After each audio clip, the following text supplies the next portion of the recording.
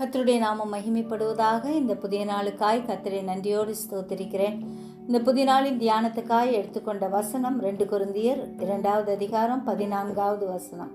கிறிஸ்துவுக்குள் எப்பொழுதும் எங்களை வெற்றி சிறக்க பண்ணி எல்லா இடங்களிலேயும் எங்களை கொண்டு அவரை அறிகிற அறிவின் வாசனையை வெளிப்படுத்துகிற தேவனுக்கு ஸ்தோத்திரம். பவுலை போல எல்லா சூழ்நிலைகளிலும் கர்த்தரை குறித்தும் அவருடைய அதிசயங்களை குறித்தும் கூறுவோம். ஆத்தும ஆதாயம் செய்வோம். ஆண்டவருக்காய் எழும்பி பிரகாசிப்போம்.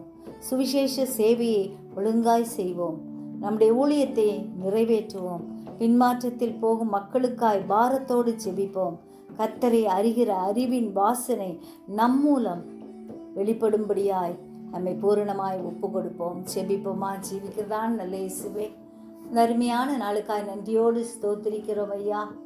ஆண்டவரே, உம்மை அறிகிற அறிவின் வாசனை எங்கள் ஒவ்வொருவர் மூலமாய் வெளிப்படும்படியான கிருபையை கட்டளையிடும்படியாய் கெஞ்சுகிறோம் ஐயா.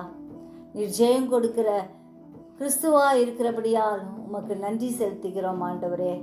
எல்லா இடங்களிலேயும் ஆண்டவரே, நீர் எங்களை ஆண்டவரே ஆசீர்வதிக்கிறீர் என்பதை உணர்ந்தவர்களாய் உமக்கு பிரியமான வாழ்க்கை வாழ எங்களை தகுதிப்படுத்தும், ஆசீர்வதியும், உயர்த்தும், பாதுகாத்து கொள்ளும். கிருபை மேல் கிருபை தாங்க. உம்முடைய கரம் ஒவ்வொருவரோடும் கூட இருக்கும்படியாய் கெஞ்சுகிறோம். சிறியோர் முதல் பெரியோர் வரை ஒவ்வொருவரையும் ஆசீர்வதிங்க. தூரத்திலும் சமீபத்திலும் இருக்கும் உம்முடைய பிள்ளைகளை வேலியடைத்து பாதுகாக்கும்படியாய் கெஞ்சுகிறோம் ஆண்டவரே. நீரே பெரிய காரியங்களை எங்கள் வாழ்க்கையில் செய்கிற தேவனாக இருக்கிறபடியால் ஸ்தோத்திரிக்கிறோம்.